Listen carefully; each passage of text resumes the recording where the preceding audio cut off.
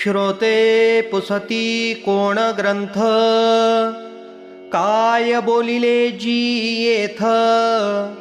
श्रवण केलियाने प्राप्त काय आहे श्रीराम.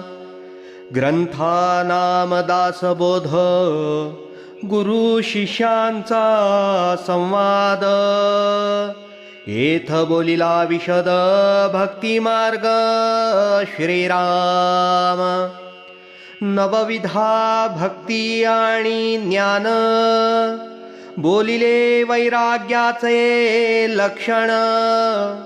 बहुधाध्यात्म निरूपण निरोपिले श्रीराम.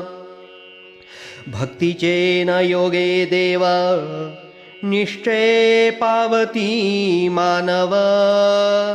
ऐसा हे अभिप्राव